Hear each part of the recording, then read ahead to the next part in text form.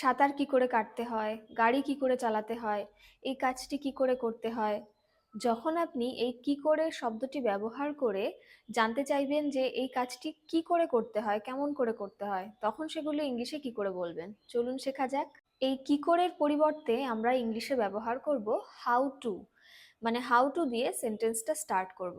How to, আমি স্ট্রাকচারটা বলে দিচ্ছি। প্রথমে শুরু হবে হাউ টু দিয়ে, হাউ টু। তারপরে যে কাজটির সম্পর্কে আপনি জানতে চাইছেন, মানে এই কাজটি কি করে করতে হয়, সেই কাজটা সেটা হচ্ছে অ্যাকশন ভার্ব হিসেবে বসবে। অ্যাকশন ভার্ব কেন, মানে আমি আপনাদের মনে রাখার সুবিধার্থে অ্যাকশন ভার্ব বলছি, যেহেতু কোনো কাজ, কাজ মানে অ্যাকশন, কাজ করা বোঝাচ্ছে, তাই অ্যাকশন, অ্যাকশন ভার্ব।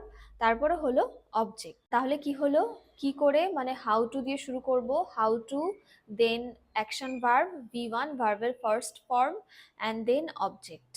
এই তিনটে পরপর বসালেই আপনার সেন্টেন্স কনস্ট্রাকশন হয়ে যাবে। কতটা সোজা, তাই না? How to, V1, object. ধরুন আমি প্রথমে বলেছি কি করে গাড়ি চালাতে হয়, তাহলে কি করে, হাউ টু। তারপরে কি করার কথা বলা হচ্ছে, চালানো, তাহলে চালানোটা এখানে ভার্ব। চালানোর ইংলিশ হলো drive, how to drive. Object হলো কার, হাউ টু ড্রাইভ আ কার। তারপর আমি বলেছি কি করে সাঁতার কাটতে হয়, কি করে, হাউ টু। তারপর সাঁতার কাটা ইংলিশ আমরা সবাই জানি সুইম, সুইমটা হলো action verb, how to swim. হয়ে গেল, কতটা ইজি। কি করে এই কাজটি করতে হয়, কি করে, হাউ টু, তারপরে করা, ডু মানে করা আমরা সবাই জানি, হাউ টু ডু এই কাজটি, this work, how to do this work.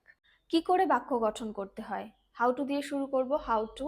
তারপরে গঠন হলো মেক, গঠনের ইংলিশ হলো মেক, হাউ টু মেক বাক্য, sentence, how to make sentences. এবার এই বাক্যটির ইংলিশ কি হবে সেটা আপনারা কমেন্ট করে জানান, কি করে ইংলিশে কথা বলতে হয়।